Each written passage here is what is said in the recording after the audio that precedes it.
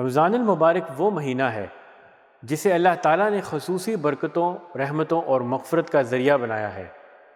یہ محض ایک عبادت کا موسم نہیں، بلکہ ایک مکمل تربیتی پروگرام ہے جو بندہ مومن کی روحانی، اخلاقی اور عملی زندگی کو سنوارنے کا موقع فراہم کرتا ہے۔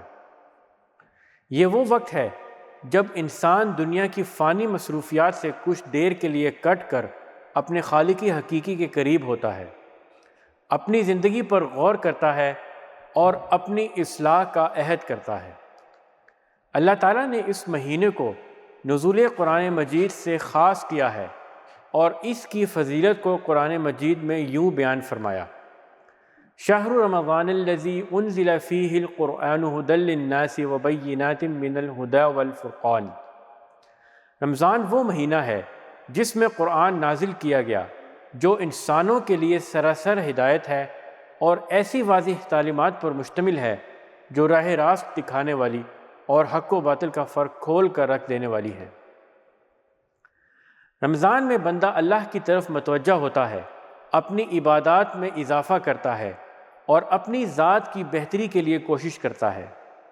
اس مقدس مہینے کا سب سے بڑا مقصد تقوی کا حصول ہے، جسے اللہ تعالیٰ نے یوں بیان کیا: یا ایھا الذین آمنوا کتب علیکم الصیام کما کتب علی الذین من قبلکم لعلکم تتقون۔ اے لوگوں جو ایمان لائے ہو، تم پر روزے فرض کر دیے گئے جس طرح تم سے پہلے انبیاء کے پیروں پر فرض کیے گئے تھے۔ اس سے توقع ہے کہ تم میں تقوی کی صفت پیدا ہوگی۔ یہی وہ مہینہ ہے جو انسان کو صبر، شکر، عبادت، اخوت اور قربانی کے جذبات سے آراستہ کرتا ہے۔ روزہ رکھنا صرف کھانے پینے سے رکنے کا نام نہیں، بلکہ یہ اپنے جذبات، زبان، آنکھوں، کانوں اور پورے وجود کو گناہوں سے بچانے کی تربیت دیتا ہے۔ نبی کریم صلی اللہ علیہ وسلم نے فرمایا: جو شخص روزہ رکھ کر جھوٹ بولنا اور برے کام نہ چھوڑے تو اللہ کو اس کا بھوکا اور پیاسا رہنے کی کوئی حاجت نہیں۔ جب رمضان آتا ہے تو جنت کے دروازے کھول دیے جاتے ہیں، جہنم کے دروازے بند کر دیے جاتے ہیں اور شیاطین جکڑ دیے جاتے ہیں۔ اللہ تعالیٰ کی رحمت بندوں پر سایہ فگن ہوتی ہے اور وہ اپنی خاص مغفرت کے ساتھ اپنے بندوں کی طرف متوجہ ہوتا ہے۔ نبی کریم صلی اللہ علیہ وسلم نے فرمایا: رمضان میں اللہ تعالیٰ ہر نیک عمل کا اجر کئی گنا بڑھا دیتا ہے۔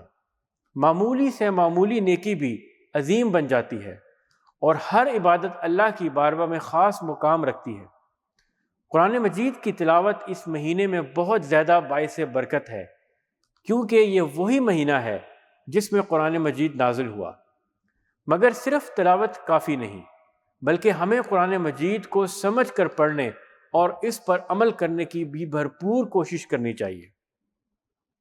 اللہ تعالیٰ نے قرآن مجید کو محض تلاوت کے لیے نازل نہیں فرمایا، بلکہ اسے انسانوں کی ہدایت اور رہنمائی کے لیے بھیجا۔ ارشاد باری تعالیٰ ہے: وَهَذَا كِتَابٌ أَنزَلْنَاهُ مُبَارَكٌ فَاتَّبِعُوهُ وَاتَّقُوا لَعَلَّكُمْ تُرْحَمُونَ، یعنی یہ ایک مبارک کتاب ہے، اسے مضبوطی سے تھام لو اور اس پر عمل کرو تاکہ تم پر رحم کیا جائے۔ رمضان کا اصل پیغام یہی ہے کہ ہم نہ صرف قرآن مجید کو زیادہ سے زیادہ پڑھیں، بلکہ اس کے احکام کو سمجھ کر اپنی زندگی میں نافذ کریں۔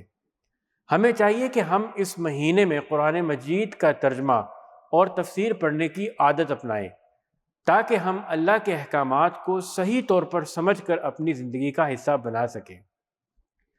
یہ مہینہ ہمیں تقوی اور پرہیزگاری کی تربیت دیتا ہے۔ روزہ انسان کے اندر برداشت اور صبر پیدا کرتا ہے، دوسروں کے ساتھ حسن سلوک کا جذبہ اجاگر کرتا ہے اور بندے کو اللہ کی رضا کے لیے اپنی خواہشات پر قابو پانے کی مشق کرواتا ہے۔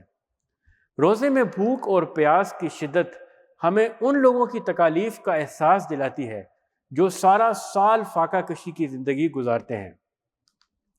یہی احساس ہمیں سخاوت اور ہمدردی کی طرف راغب کرتا ہے۔ نبی کریم صلی اللہ علیہ وسلم کا فرمان ہے: جو شخص کسی روزے دار کو افطار کرائے اسے بھی اتنا ہی اجر ملے گا جتنا روزے دار کو، بغیر اس کے کہ روزے دار کے اجر میں کوئی کمی ہو۔ تراویح، قیام اللیل اور اعتکاف جیسی عبادات رمضان کو مزید بابرکت بناتی ہیں۔ تراویح میں قرآن مجید کی سماعت دلوں کو نرم کرتی ہے۔ قیام اللیل میں اللہ سے مناجات بندے کو اللہ سے قریب کر دیتی ہے، اور اعتکاف بندے کو دنیاوی مشاغل سے ہٹا کر مکمل طور پر اللہ کی طرف متوجہ کرتا ہے۔ رمضان میں سب سے اہم چیز لیلۃ القدر ہے، جو 1000 مہینوں سے بہتر رات ہے۔ اس رات میں اللہ تعالیٰ کی بے شمار برکتیں اور رحمتیں نازل ہوتی ہیں۔ یہ رات ہمیں آخری عشرے میں تلاش کرنی چاہیے اور زیادہ سے زیادہ عبادات میں مشغول رہنا چاہیے، تاکہ ہم اس رات کی برکات سے مستفید ہو سکیں۔ رمضان کے بعد ہمیں اپنی زندگی میں ان تبدیلیوں کو باقی رکھنا چاہیے جو اس مہینے میں ہم نے اپنائی ہیں۔ یہ مہینہ ہمیں صرف ایک مہینے کے لیے نیکی سکھانے نہیں آیا، بلکہ یہ ہماری پوری زندگی کا رخ بدلنے کے لیے آیا ہے۔ جو شخص رمضان میں نماز کی پابندی کرتا ہے، قرآن مجید پڑھتا ہے اور نیکیوں میں سبقت لیتا ہے، اسے چاہیے کہ وہ ان اعمال کو اپنی زندگی کا حصہ بنا لے۔ اللہ تعالیٰ ہمیں رمضان المبارک کی حقیقی برکات حاصل کرنے کی توفیق عطا فرمائے۔ ہمیں چاہیے کہ ہم اس مہینے کو ضائع نہ کریں، بلکہ ہر لمحہ اللہ کی یاد میں گزاریں اور اپنی گناہوں کی معافی طلب کریں، اپنے رب کے قریب ہونے کی کوشش کریں۔ اگر ہم نے رمضان کی برکتوں سے فائدہ اٹھا لیا تو یہ ہمارے لیے دنیا اور آخرت میں کامیابی کا ذریعہ بنے گا۔